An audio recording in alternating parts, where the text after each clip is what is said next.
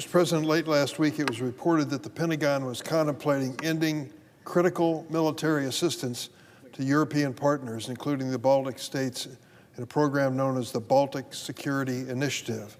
That's a program which I helped to create years ago to strengthen military cooperation with the Baltic states, Lithuania, Latvia, and Estonia. NATO allies themselves with a long memory of Russian tyranny and still very much in Vladimir Putin's crosshairs.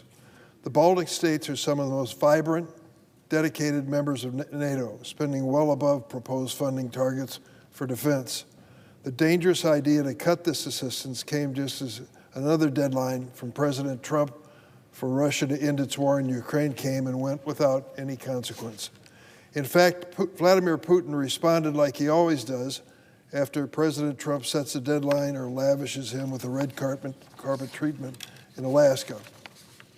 He brazenly increased deadly attacks on Ukraine.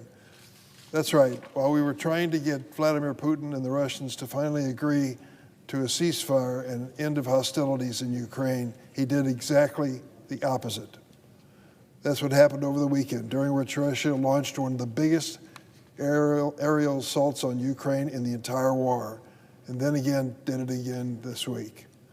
During these attacks on Ukraine, Russian drones entered into NATO airspace, specifically into Poland. Do we take that seriously in Chicago? You bet we do, because Chicago is second only to Warsaw in the percentage of Polish residents living there, people with Polish descent. Polish President Tusk said there were 19 Russian drones in the most recent incursion. Imagine if these were manned airplanes rather than drones. 19 bombers, fighters crossing into NATO territory, several of which were shot down, including with the help of allied Dutch F-35 fighters. Now, this isn't the first time Russian drones attacked a NATO territory. There was a drone crash reported in Poland a few weeks ago as well.